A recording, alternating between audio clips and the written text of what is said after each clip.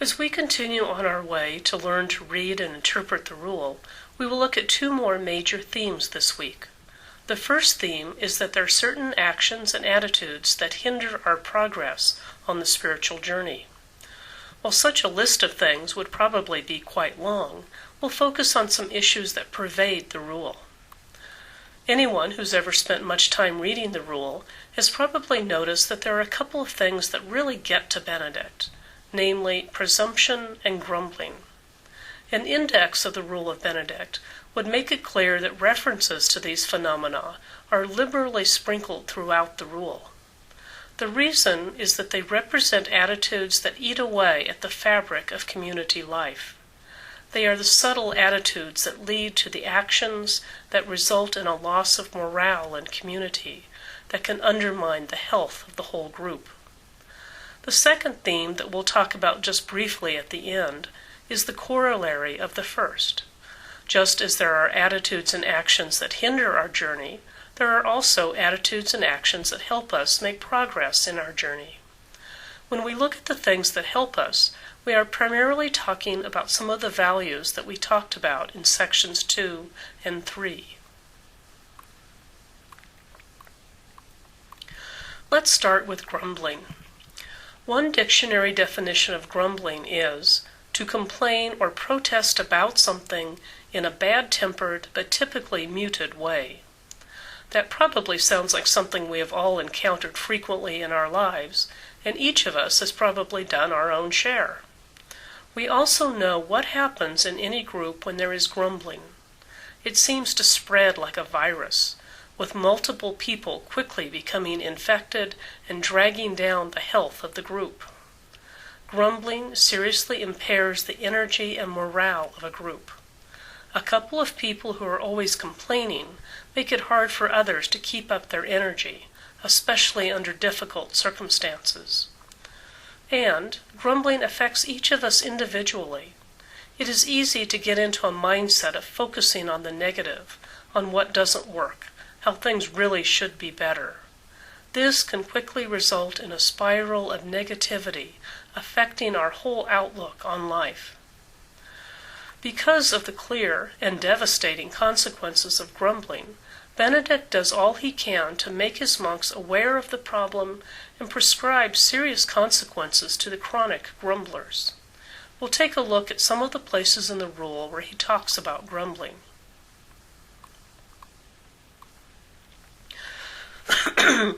In Chapter 4, The Tools of Good Works, Benedict is quite clear and to the point. Do not grumble. In this chapter devoted to specific practices for the spiritual life, Benedict doesn't pull any punches. Just don't do it. In the chapter on obedience, another key concept for Benedict, he expands on the danger of grumbling at greater length.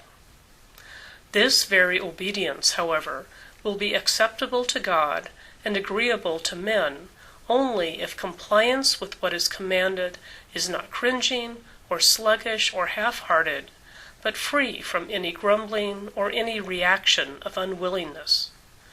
If a disciple obeys grudgingly and grumbles, not only aloud but also in his heart, then, even though he carries out the order, his action will not be accepted with favor by God, who sees that he is grumbling in his heart. He will have no reward for service of this kind. On the contrary, he will incur punishment for grumbling unless he changes for the better and makes amends. Once again, let's go through the steps to understand what Benedict is saying here. First, let's summarize the excerpt we're dealing with. Perhaps we can say that when someone grumbles, shows a negative, resistant attitude, they are not rendering free and willing service to God. You can summarize it differently, but the important thing is to try and name for yourself what the key point is of the excerpt. Second, it's pretty clear where this chapter fits in the list of 7 themes that we've been using. We've said that we're talking about things that hinder our progress on the journey, and Benedict makes it pretty clear that grumbling is a serious fault that will be dealt with accordingly. Next, and this is the key, we ask, what are the main principles that we can take away from the passage? Here we are looking at a brief part of a longer chapter, but we can still glean a principle. One way to state the underlying principle of the passage is to say that grumbling, undertaking an action with a negative attitude, is something that is contrary to our commitment to serve God freely and with gladness. Again, you can come up with something different, but the point is always to find an insight that applies to your life. Let's expand more on this issue. Why is grumbling such a problem for Benedict? The reason is that grumbling not only manifests a pervasive negativity that stains everything we do and everyone we're with, but it also masks a deeper problem. When we grumble and complain, the focus is on us. I don't want to do that. I don't understand why she can't just do her job. I don't know why I have to put up with all his issues. Why do I have to do everything around here? You get the idea. The focus of grumbling is usually on ourselves. It is seldom, if ever, constructive. It simply points out everything we think is wrong without offering to change anything. Grumbling does not help our communities, which is what Benedict was always concerned about. But grumbling also doesn't help us. When we grumble, we are just sinking into a morass of negativity, and that hinders our progress on the journey. Now, if you were to take a look at the index of the rule and look up grumbling, you'd also see that Benedict is concerned about grumbling in some other very different situations.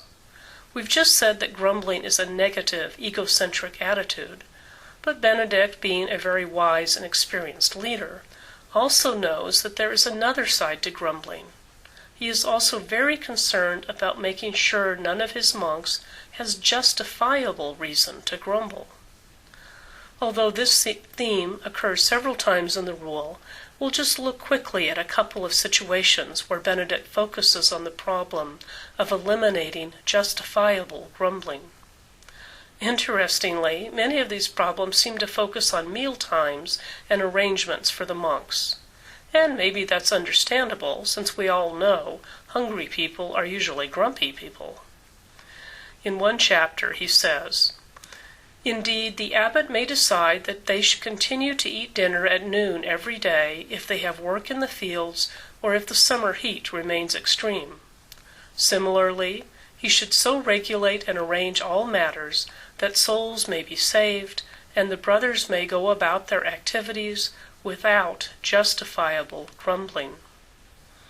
Then, in another chapter, "An hour before mealtime, the kitchen workers of the week should each receive a drink and some bread over and above the regular portion, so that at mealtime they may serve their brothers without grumbling or hardship." Now, we won't belabor the point, but there are a number of other references to Benedict trying to accommodate people in their work, in the meal schedule, or other situations, so that they don't suffer and don't have any cause for grumbling. Benedict realizes that sometimes life is hard, and we aren't always wrong in complaining, and so he does everything he can to give people what they need. This is a very important point.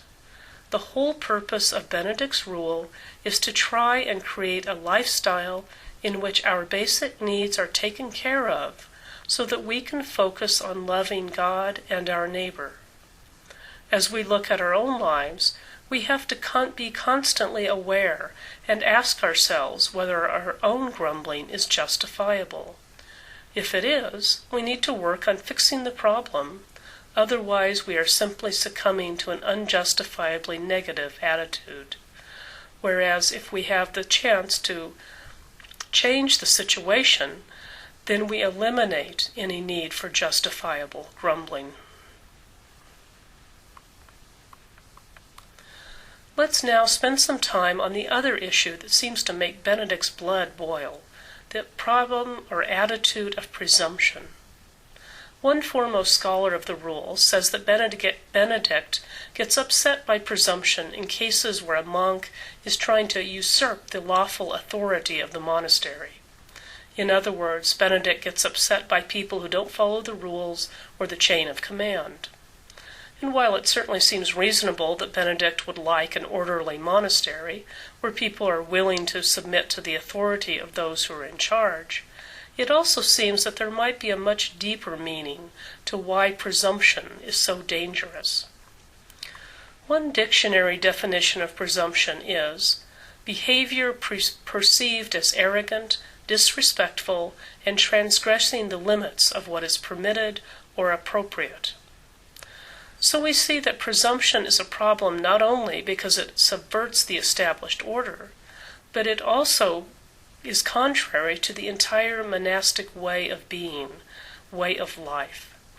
To be a monk means that we are willing to work with our community, to be open to the needs of others, to not assume that we are entitled or more important than anyone else. Perhaps the opposite of presumption is humility, to be big enough to get out of the way and let other people get their needs met. Presumption is the arrogance of assuming that we know it all, that we matter more than anyone else, that we don't have to meet the same standards or play by the same rules as everyone else. So let's look at some examples of how Benedict sees the problem of presumption. This little excerpt from Chapter 3, Summoning the Brothers for Council, which is about decision-making in the monastery. Listen to what it says about how both the monks and the abbot are to go about making decisions. The brothers, for their part, are to express their opinion with all humility, and not presume to defend their own views obstinately. The decision is rather the abbot's to make, so that when he has determined what is more prudent, all may obey. Nevertheless, just as it is proper for disciples to obey their master, so it is becoming for the master on his part to settle everything with foresight and fairness. We notice that presumption is equated with obstinacy and is considered the opposite of humility. So when the members of the monastery are having a meeting and making a decision, the attitude of the monks is crucial. Everyone gets a say in how things are to be done, but how they express their opinions is very important. We all know how this works from everyday experience. In a meeting, everyone is invited to express their opinion, and some people do so calmly, carefully, clearly stating their case, and then they shut up. Other people seem to act as if they know the only answer, and everyone else is supposed to shut up and do what they say. If it looks like the decision isn't going their way, they just keep restating their position and become more and more insistent that their way is the only way. This is presumption. We also know from experience what happens when this kind of dynamic occurs. The level of tension and conflict rises, decisions may be made, but there is a lingering undercurrent of anger and resentment. If this kind of dynamic continues to occur, then the organization will be in deep trouble, and at the root of the problem is this attitude of presumption on the part of one person. Let's look at another example of how Benedict deals with the problem of presumption. Chapter 36 is the unauthorized association with the excommunicated. If a brother, acting without an order from the abbot, presumes to associate in any way with an excommunicated brother, to converse with him, or to send him a message, he should receive a like punishment of excommunication. At first, this looks unreasonable or even cruel. Someone has been banished from the midst of the group. Why shouldn't people help her or talk with her? But again, we have to look at the principle involved. We know that excommunication is something not to be taken lightly in the rule. People are given multiple chances to change their behavior before they are excluded, which is what excommunication consists of. It is a very clear, well thought out system that is designed for the healing and reconciliation of someone who clearly has trouble living in community. So when someone comes along and doesn't adhere to the common plan for healing someone who is struggling, but acts contrary to the community's culture and way of doing things, what is going on? First, the person who is communicating with the excommunicated is acting as if she knows better than what has been established in the rule and the common culture. She is disregarding the work and plans of the people who have probably been struggling for a long time about what to do with the excommunicated member, and now they have to deal with someone who can easily confound their patient, hard work. The one who communicates with the excommunicated member is showing a lack of regard for a way of life that she has agreed to observe. This is an attitude of arrogance and entitlement that, like grumbling, will eat away at the fabric of community. It is a fundamental disregard for the needs of others. So let's take a look at another chapter of the rule and analyze it. Chapter 69, the presumption of defending another in the monastery. Every precaution must be taken that one monk does not presume in any circumstance to defend another in the monastery or to be his champion, even if they are related by the closest ties of blood. In no way whatsoever shall the monks presume to do this, because it can be a most serious source and occasion of contention. Anyone who breaks this rule is to be sharply restrained. Let's go through our steps for analysis. We start by summarizing the chapter. Again, this one's pretty simple. Don't defend someone. It causes contention, and you'll be restrained. It isn't clear what restrained means, but you know it isn't good. Which of our themes does this fit with? Obviously, we're talking about things that hinder our progress on the journey. But more than that, we have seen that Benedict thinks presumption, the key issue here, is a serious problem among his monks. So that reinforces the idea that it is an attitude we all have to be aware of. Finally, what is the underlying principle you can take away from this chapter? This is the part that requires a little more thought, thinking through the dynamic that Benedict is talking about. Let's ask, what happens in a group when one person starts to defend or champion someone else? Let's say there's an agreement over an issue and person A loudly and consistently asserts that person B is really in the right and should be listened to. If this is an ongoing pattern of behavior, we again see the fabric of the group becoming unraveled. Very quickly there are factions and cliques and no cohesion or sense of the total group. There is only division depending on how you feel about a certain person and how they are being treated. So let's dig a little deeper. Even if you don't live in a monastery, the underlying problem of presumption is still something we all have to deal with. The presumption that leads someone to defend another is again rooted in an attitude of arrogance, of self-centeredness, of lack of concern for the larger needs. Perhaps the principle we take away is the need to always be conscious and aware of our motivations, our intentions, our attitudes. It is the principle of thinking before we speak and act, and not assuming that we know what is best and are entitled to act out of our assumptions. No matter what our community is, we can learn from Benedict's problem with presumption. Up to this point, we haven't talked about the other major theme that we mentioned at the beginning, that there are attitudes and actions that are manifestations of progress, that help us on the journey.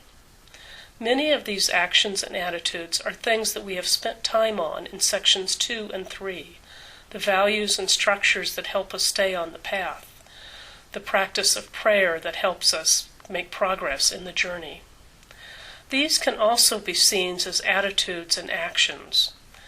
As you begin to read the rule for yourself, you will see many examples of the kinds of things that help us along the way. Just a few of the things to focus on as you do your reading and reflecting are humility, silence, listening, the tools of good works in Chapter 4, obedience, service, and lectio, topics that we've touched on before. As you continue on your journey, you will discover for yourself what seems to support you and what harms you as you continue on your way. This is a process of self-awareness and honesty that is foundational in all our journeys. What trips us up? What helps us? How do we learn to be gentle with ourselves and know that progress is not something that happens in a nice, smooth way? Progress is a road with lots of potholes, and we will spend lots of time falling down and picking ourselves up. But the key is that we do keep trying, knowing that we make progress not through our own hard work, but because God's grace supports and sustains us on every step of this way.